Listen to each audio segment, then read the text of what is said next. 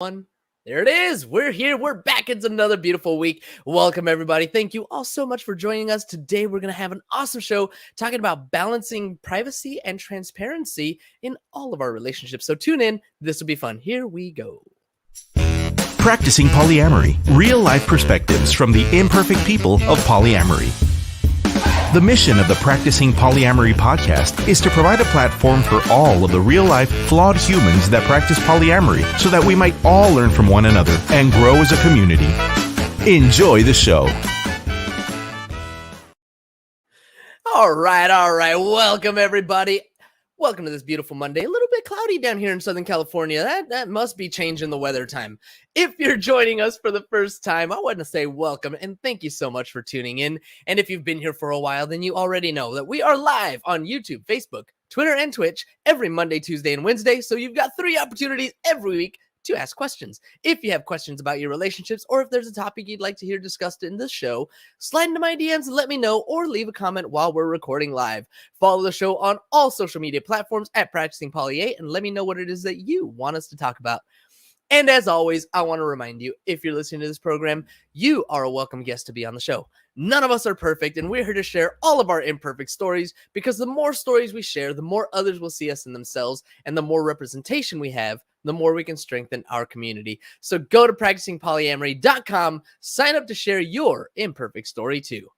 All right, everybody, that's my spiel. And now the best part of the show, introducing today's awesome guest. Today's guest believes deeply in the power of self-awareness. With greater knowledge of ourselves and of our individual contributions, our guest believes that we can co-create a society and culture that's based in love, is life-affirming, is ecologically regenerative, and is deliciously sexy.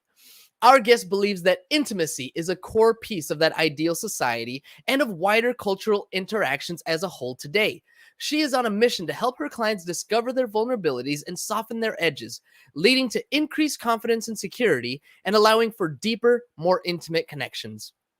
While we poly folks all love the idea of having multiple deep and intimate connections, we can get ourselves into hot water with our other partners, other relationships, if we share things that shouldn't be shared.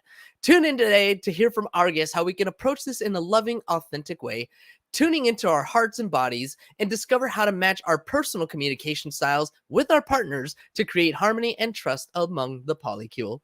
Joining us today from Lovage Somatic Sex and Relationship Coaching out of San Francisco, California, welcome to the show, Annie Boheler.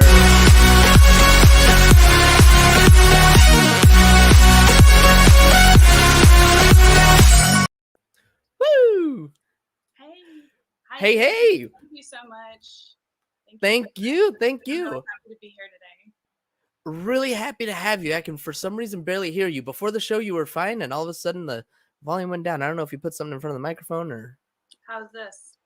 Yeah, it's a little bit better. I can also... Yeah. Welcome, Annie. Thank you so much for hanging out with us here today. Let's start. Just tell us a little bit. Oh, dang, I messed up. Oh, boy. Got to fix that. Producer, can you get that banner fixed for me? I'll send you the stuff. Tell us a little bit about yourself. Tell us a little bit about who you are and, what brought you here where you are today. Well, it's been a journey. Definitely my studies through ecology have led me, about 5 years ago to start diving into the relationships between humans, because ecology is all about relationships. And I'm a permaculturist and a gardener. I love spending time outside. I grew up in a horse barn, training and riding horses. So, I'm particularly interested, just like in kind of a foundational way, our psychology with the larger ecosystems and how centralizing this piece around our intimacy can have a ripple effect on our relationship in general in life, with the rest of the world, our work life, everything. So that's a huge part of my passion and focusing on intimacy and sex. I love it. When you talk about somatics, like that really like that brings it into a core, like into our inner selves. And it sounds like it's like inner work that we need to do to be able to kind of make those connections. Can you tell me a little bit about how we bridge that? How we bridge somatics with what? Creating intimacy. Mm. Well, when we're sharing processing, when we're trying to kind of figure out clarity and perhaps a decision or in relationship, if we're not listening to the entirety of our bodies, we're probably missing some information. So if we're processing with someone in a more cognitive oriented way, like just talking, and if we can just slow down that story and that sharing and really tune in to the rest of the nervous system, we can possibly just get even more information about what's Mm. going on. So our story, our history, our desires are shared throughout, are stored and shared throughout our entire bodies, not just our genitals, not just our heads, but everywhere. So it's really just like creating space for the entire body to be on board. Last week I was talking with somebody, I can't remember off the top of my head who it was, but that word physiological came to mind, and like to me, like that's the connection between the mind, the psyche, right, and the way that our body feels. How is that different from like somatics and the things that you do, I mean, that's a or huge, how's it ingrained, I guess? yeah, that's a part of it. And it's not just our psyche, but it's also like our digestive system. Our digestive system has like a huge part of our nervous system orients around our digestion. And so that can affect our mental and emotional clarity, like what's happening in our digestive system. We have a nerve called the vagus nerve that's connected all the way from our genitals to our digestion to the front and back of our brain that really impact our ability to connect socially and to connect to our primal, both fight, flight, freeze responses, Hmm. and also that primal passion, being able to be in our bodies, being able to be in that space where we can really access both. Um, like for orgasm, for example, you need to be able to access both excitement and relaxation at the same time, Oh, okay. which is why if people have trauma, which could include sexual trauma, it could include a car wreck, any Mhm. sort of disruption to the nervous system can impact that ability to be both excited and relaxed at the same time. So it could, just as an example, affect somebody's ability to, to move towards a arousal or orgasm. Got it. So, back to that word balance, right? You got to have both that relaxation and excitement. I love it. So, we're talking today about balancing privacy and transparency in our relationships. So what exactly does that mean to you? Like that was something that you said is important, like an important lesson that you've learned about polyamory in general. What exactly does that mean? Mhm. Well, I feel like in all relationships, I mean, we always have a right to our privacy. We ought Hmm. to remain autonomous and to not move towards codependency. We do have a right to privacy. We have a right to our boundaries and what in our process as we're getting to know somebody, as we're building that trust. And at the same time, it's hard to build that trust and intimacy if we don't share. Right. So it really is that balance, and there's so many factors that influence Like what? that. Well, let's. Where do we start? Yeah, I mean, there's always going to be a bunch of different things, and I know that there's, a lot of times that it's going to be situationally specific, right? Like there's going to Yeah, be certain things that I won't share about my partners, but my partner might, I might give my partner permission to share it, but they mhm, might not be comfortable with me sharing it. So, like, there's a lot of stuff that's going to be situational, but yeah, kind of in a broad sense. This is kind of a broad topic, like yeah. how do we how do we balance that? Like, um, she's gonna listen and she's gonna hear it right away.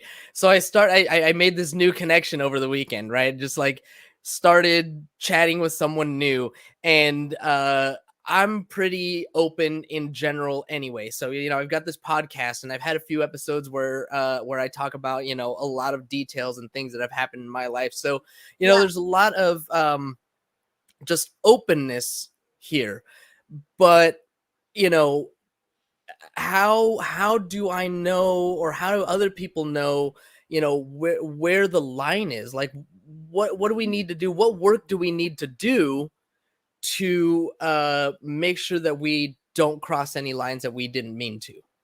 Yeah. It's a great question. And like you said, it's so situational, and it's personal where somebody's at.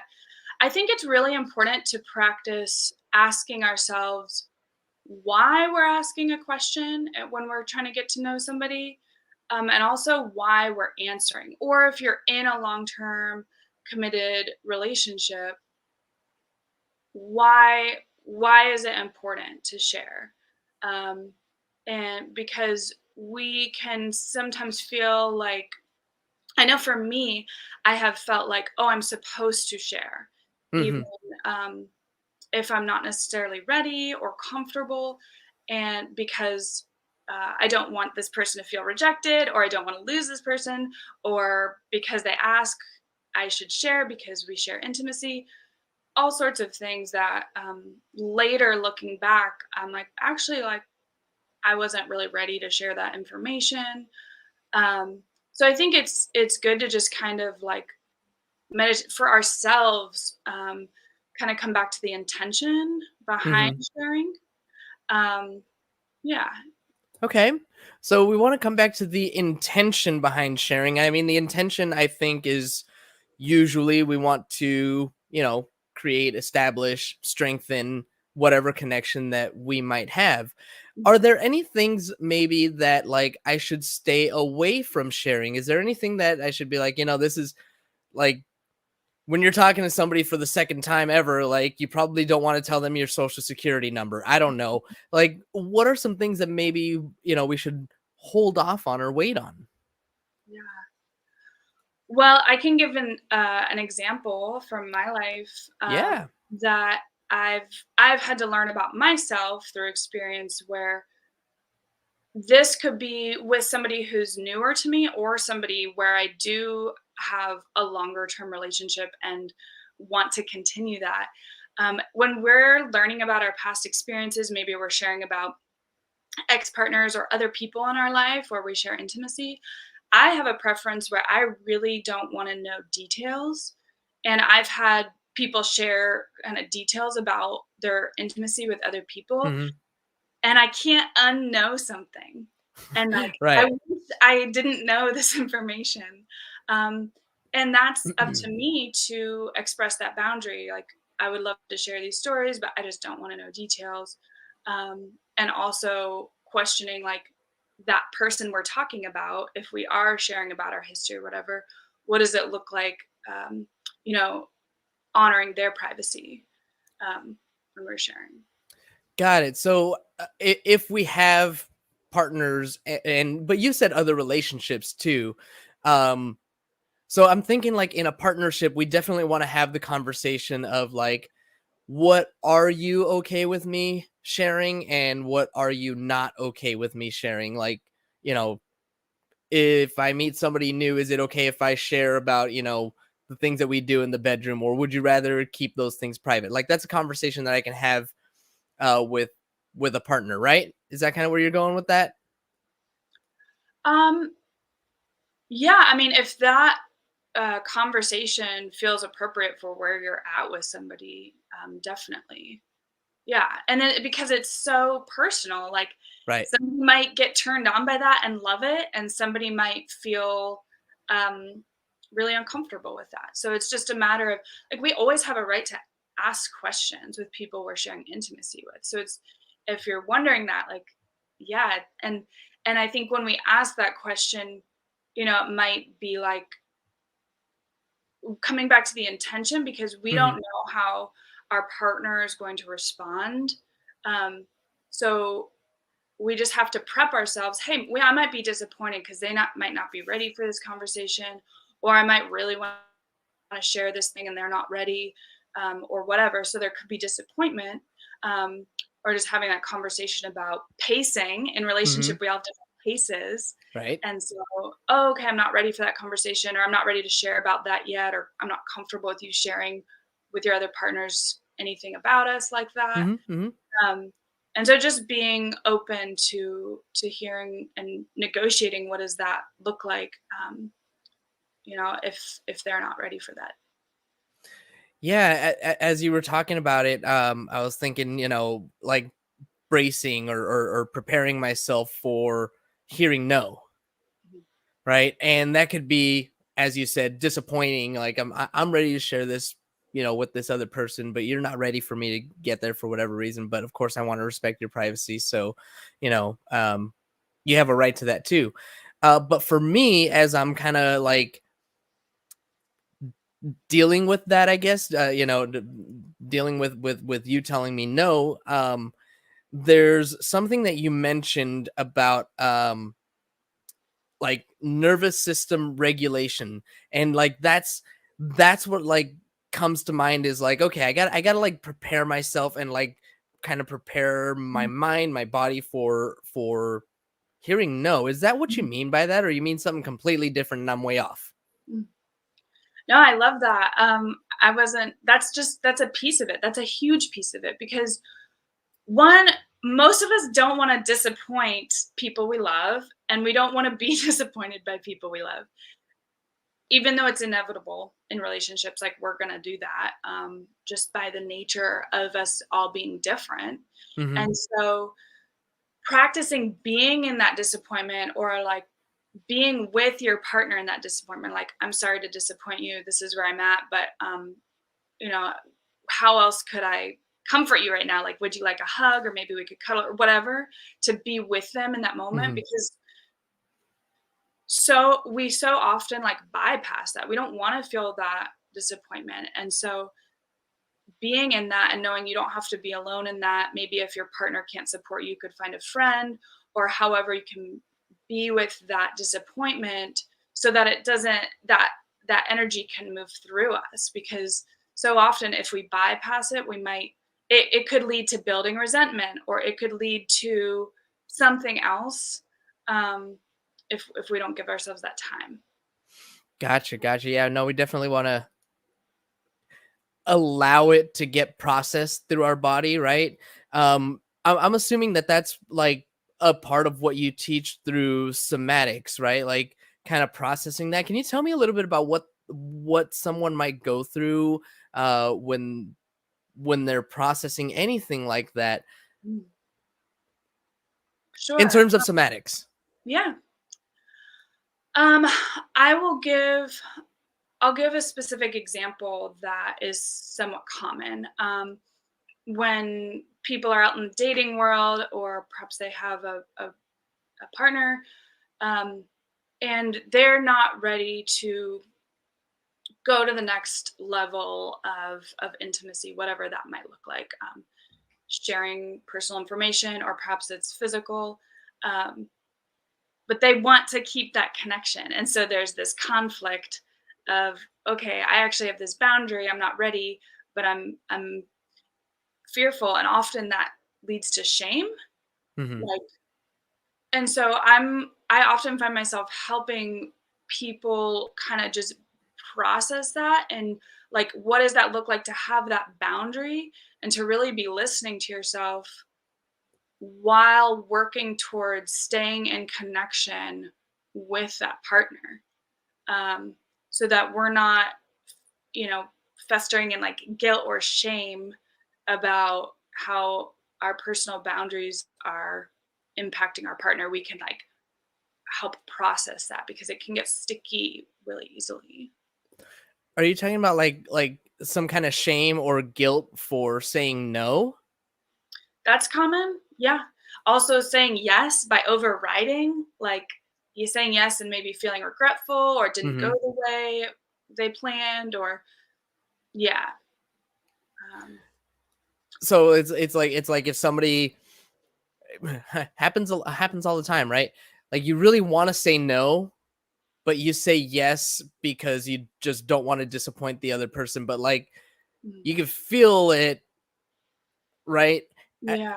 I'm trying to like kind of draw that out, in terms of somatics and the things that you teach and the methods that you use. Like, what are the ways that people can really learn to trust that instinct, that like your body's telling you no, like there's something inside of you that's saying you don't want to do this, but you're saying yes because you don't want to disappoint the Mhm, other person.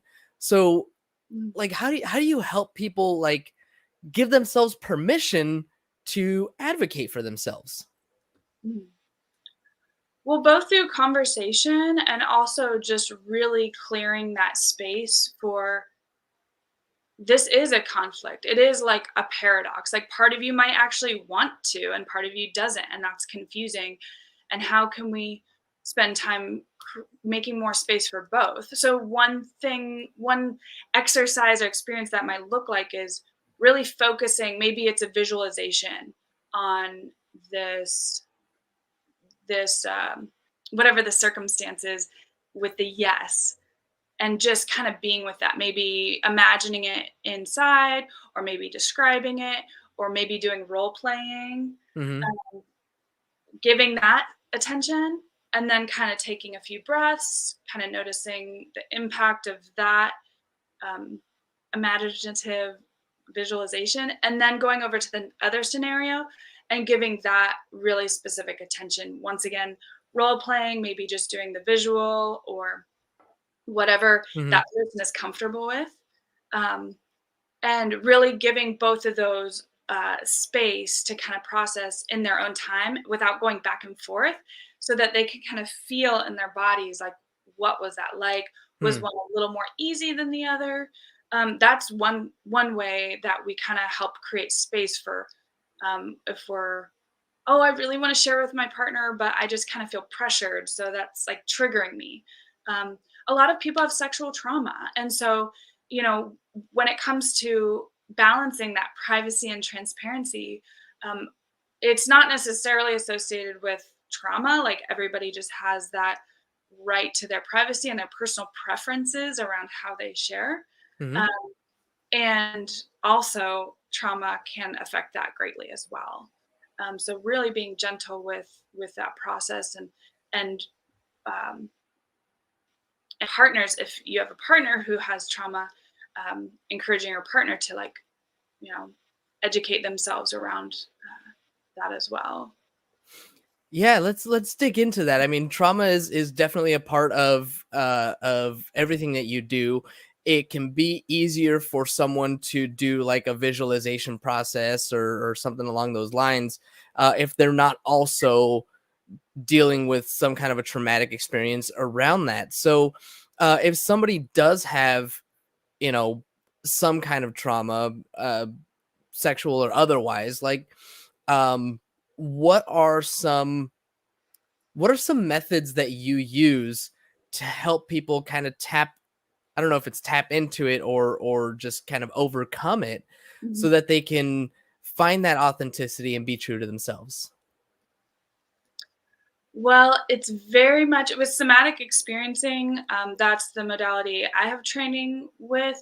It's very much based on titration. So just really little bit by little bit, working around the situation in whatever way that person's comfortable, because we're not wanting to re-traumatize. Mhm. Um, so, I mean, I'll give kind of a foundational example of, like, if someone's actually in a trigger, or to help them practice nervous system regulation, so that if they get triggered, they can help themselves not escalate as much to overwhelm. Um, and just being present in the present moment. That's a part of healing trauma, is just like practicing being present. Um, and so there's a really simple exercise where take a few breaths, looking around the larger space that you're in, and bringing your attention to three. or so objects, or where just noticing what your attention's drawn to. Okay. Taking a breath and then doing the same for your body. It could Hmm. even be like the texture of your clothes or like the temperature of your skin, something more surface level, or a sensation or feeling. Taking a breath and then doing the same for the larger environment that you're sitting in. And so this is orientation to presence. And so practicing that in this really basic way, it's very calming and grounding. Mm-hmm. And doing that when you're in a calm space, especially with another person, can really be helpful. So that in relationship, if we trigger our partner or get triggered, um, we can help that situation not escalate so much. Got it. Yeah, it sounds like almost like a meditative practice. It sounds like uh something that my ex was saying to me this weekend. Like, all we have is now, right? We have right now, and before it gets here, it's already gone, Mhm. right? But all we have is right now. So, like, doing that exercise, I'm over here, I'm folding laundry, so I got a pile of underwear over there, and trash can down there, and my Chargers piggy bank, like uh, San Diego Chargers, by the way, not the stupid LA Chargers. Anyway, that's a whole different topic.